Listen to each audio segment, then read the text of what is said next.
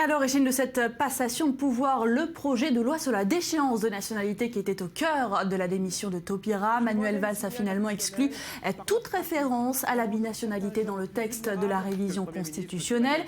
La déchéance de nationalité ne sera appliquée que pour les crimes les plus graves. Maxime Pérez. C'est sans Christiane Taubira, mais avec son successeur Jean-Jacques Urvoas, que la commission des lois s'est réunie. À l'ordre du jour, le projet controversé sur la déchéance de nationalité. Le Premier ministre Manuel Valls a cherché d'emblée à apaiser les esprits.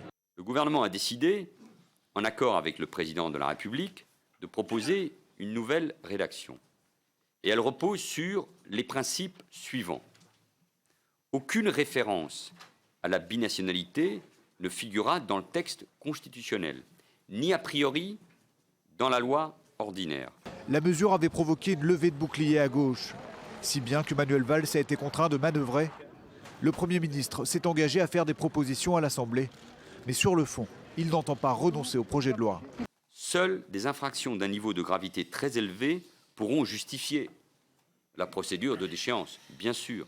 Les crimes, certes, mais sans doute aussi les délits les plus graves. Manuel Valls a-t-il réussi son grand oral ? À l'issue des débats, les députés se montraient plutôt satisfaits. Si la Constitution permet de déchoir de la nationalité tout Français sans distinction, les lois d'application d'une majorité du moment peut décider par exemple d'exclure les mononationaux, mais une autre majorité peut le modifier. Ça change tout, ça ouvre le débat, alors que la première rédaction du gouvernement le fermait et institutionnalisait, constitutionnalisait une différence entre les Français, ce qui pour nous n'était pas acceptable. La déchéance des binationaux nés français ne figure plus dans la modification de la Constitution, donc c'est un point extrêmement important, même décisif.